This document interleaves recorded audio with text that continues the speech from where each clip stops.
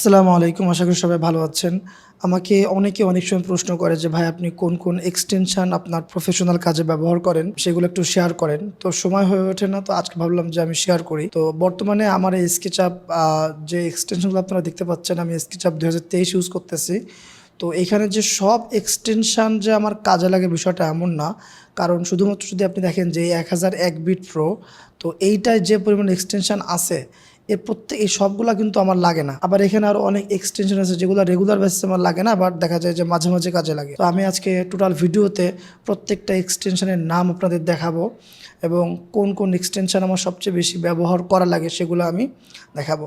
তো দেখেন প্রথমেই আমার স্ক্রিনের লেফট সাইডে যেটা আছে এটা তো জানেন যে ডিফল্ট যে এক্সটেনশন থাকে সেইটা। তো এটা হয়ে গেল। এখন উপর থেকে আসি। উপরে আছে হচ্ছে ১০০১ বিট। সবচেয়ে বেশি ব্যবহার হচ্ছে এই ১০০১ বিট প্রো। তো মানে ১ বিটও আপনার কাজ চলবে, প্রো যে লাগবে এমন না। আমি অনেক বছর শুধুমাত্র ওই ইয়াটা ইউজ করছি। তো এই যে টোটাল এক্সটেনশন এইগুলোর মধ্যে আমার সবচেয়ে বেশি কাজে লাগে অনলি হচ্ছে এই স্টেয়ার তৈরিটা এটা বেশি লাগে। তারপরে হচ্ছে আপনার এটা এই যে জানালা তৈরি, এইটা সবচেয়ে বেশি ব্যবহার করা হয় জানালা তৈরি করার জন্য। এটাতে খুব ইজিলি আপনি স্লাইডিং ডোর, ইউরোপ আমেরিকার যেসব বিভিন্ন ডোর আছে দেখতে পাচ্ছেন, এই যে আমি হালকা একটু দেখাই, যদিও এটা দেখানোর একটা ভিডিও না। লাইক থ্রি থাকলো, দেখেন আমার উইন্ডো তৈরি হয়ে গেল। সো এটা মূলত উইন্ডো তৈরিতে ব্যবহার করা হয়। এছাড়াও এখানে কয়েকটা টুল আছে যেগুলো আমরা ইউজ করি। তো শুধুমাত্র ওই টুলটার জন্য হচ্ছে, আরেকটা হচ্ছে রুফ তৈরি করার জন্য আমি এই ১০০১ বিট ইউজ করি। তারপরে যদি আমি আসি এটার ডান সাইডে, আমি একদম পুরো উপর যে লেয়ারটা আছে, রোটা আছে, সেটা ক্লিয়ার করি। এটা হচ্ছে আপনার সোপ বাবল। এটা দিয়ে আসলে বিভিন্ন ধরনের হচ্ছে যে আপনার স্লোপ যে এরিয়াগুলো আছে না, এগুলো খুব ইজিলি এটা দিয়ে তৈরি করা যায়।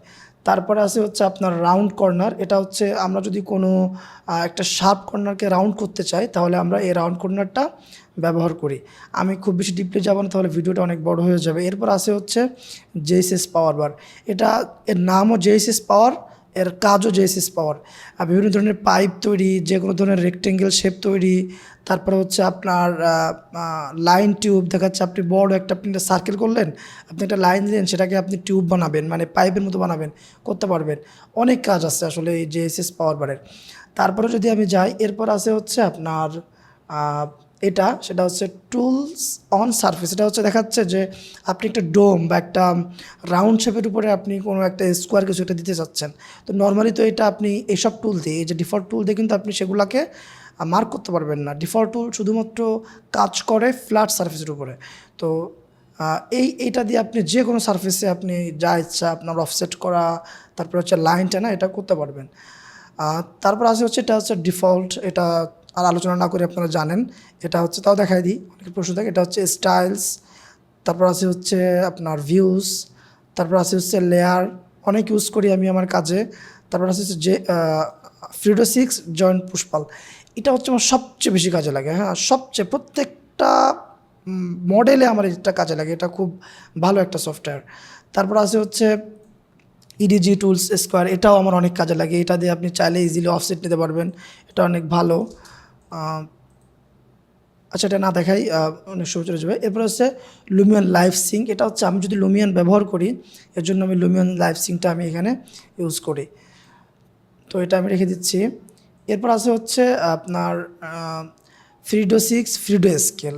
এটা যে কি পরিমাণ কাজে লাগে এটা আমি আসলে ভাষায় প্রকাশ করতে পারবো না। আমরা যে স্কেলটা আছে, এই স্কেলটাতে আমরা কী স্কেল করতে পারি, লাইক এটা দিয়ে চেপে এরকম স্কেল করতে পারি না। আর এটা দিয়ে আপনি যেমন ইচ্ছা তেমন স্কেল করতে পারেন, আপনার যেমন প্রয়োজন হয়। এটা অনেক কাজে লাগে, একদম প্রত্যেকটা মডেলে আমার এটা কাজে লাগে। তারপর আছে হচ্ছে আপনার এটা তো একটা টেক্সচারের একটা এক্সটেনশান। কখনো যদি আমার মনে হয় যে না আমার টেক্সচার ইউজ করা উচিত, মেইনলি এখানে যা আছে সেগুলো আমি ব্যবহার করি। ইনকেস যদি আমার প্রয়োজন হয় তাহলে আমি এই যে টেক্সচারগুলো আছে এটা ইউজ করি। এটা খুবই কম ইউজ করা হয়। তারপরে এটা আছে হচ্ছে আপনার রাউন্ড করা, কোনো একটা জিনিস যদি আমার রাউন্ড করতে হয়, সেটা হচ্ছে আমি এই শেপ ব্লেন্ডার দিয়ে করি। আর এখানে মেবি আর কোনো নাই। আর এখানে কিছু এক্সটেনশন আছে যেগুলো আপনারা দেখতে পাচ্ছেন না, সেটা আমি এখান থেকে দেখাই। সেটা হচ্ছে আপনার মাঝ রেইল। হ্যাঁ, এটা হচ্ছে আমার যদি কখনো রেলিং তৈরি করার প্রয়োজন হয় তাহলে এটা ইউজ করি। এরপর রুফ, এটা আমার অনেক কাজে লাগে, আমি প্রত্যেকটা মডেলে আমি এটা ইউজ করি।